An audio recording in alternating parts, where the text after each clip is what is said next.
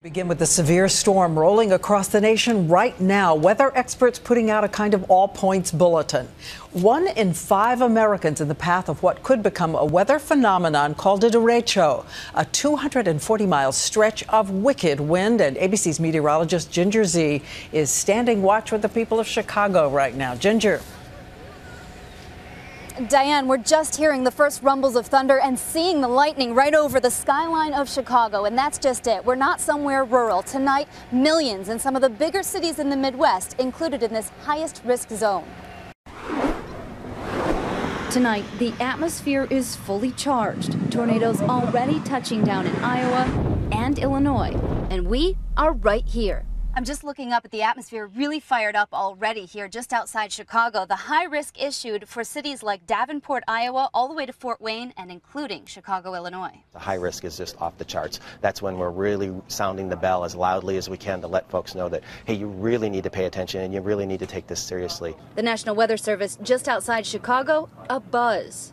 Could see those thunderstorms gather together and coalesce into a series of lines and segments that would produce damaging wind gusts. The chaos in the atmosphere could produce a dangerous weather phenomenon known as a derecho. Its calling card, often ominous shelf clouds like these. A derecho is a powerful line of storms that can expand hundreds of miles long, winds blasting up to 100 miles per hour.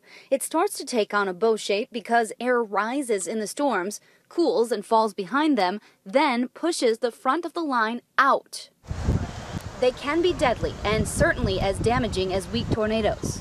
Last year's big derecho tore through 12 states, with it blinding downpours from Illinois to D.C., winds gusting to over 100 miles per hour, and a huge part of the nation peppered with lightning.